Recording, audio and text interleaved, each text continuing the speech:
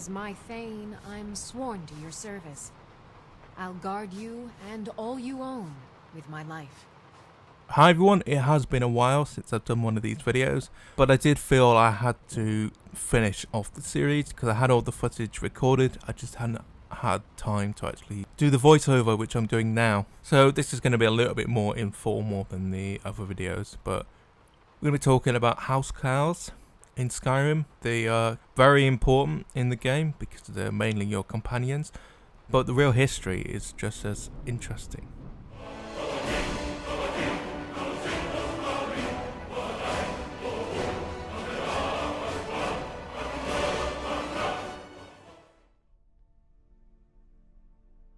Housecarls were mainly the protective units around a lord or a king.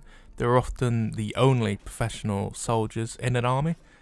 So for example, with late Anglo-Saxon armies, the majority were just like peasants or freemen, where they just had what armor they could get and weapons, whereas the Housecarls were equipped by the king with weapons, armor and food as well. The signature weapon of the Housecarl was the 200 Dane axe, which was good for taking people off horses and also breaking up shield walls. The only problem was it did leave the user quite unprotected because of having to use both hands to use the weapon. So in some cases people used it one-handed with a shield, but for the most part it was two-handed. Now the Housecarls were seen as an elite and so weren't really used in combat that much. They were sort of like the last reserve.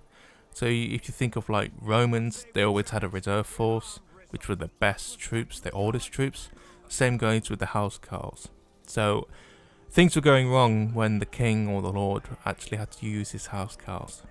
They were also armed with, like I said, shields and swords and axes and spears. Spears were probably the most common sort of weapon because it's easy to produce, fixed when broken. Whereas swords were very much elite sort of weapon because of the cost of making it. So even though they were Christian mainly, Housecarls, especially the Anglo-Saxons, they still like to name their swords after religious icons, or similar to how the Danes treasured swords and passed it down. Anglo-Saxon weapons were, especially swords, were passed down through the generations, mainly because of the high cost of making them.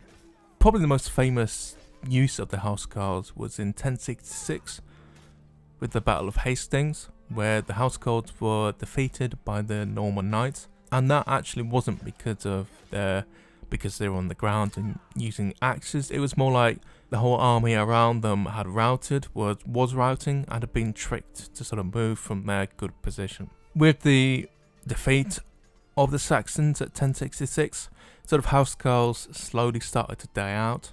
But most importantly, if you look at the Varangian Guard, which is in the Eastern Roman Empire or the Byzantine Empire, that was sort of a very similar idea to the Housecarls, in that the Byzantine Emperor wanted an elite bodyguard of his sort of best troops you could get in the world at the time, and so a lot of Anglo-Saxon, Danish and Russian sort of mercenaries came together and got paid.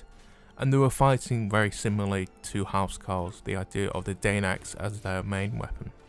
And the armour as well, especially mail, or light padded tunics like gambesons. So the Housecarls sort of did continue in another form until the end of the Byzantine Empire in 1453. So thank you so much for watching this video. Like I said, sorry it's taking so long for me to do it.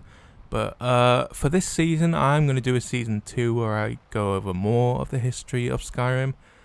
But I want to move on, like I said, to Assassin's Creed 1 and Assassin's Creed Odyssey and do some videos on that.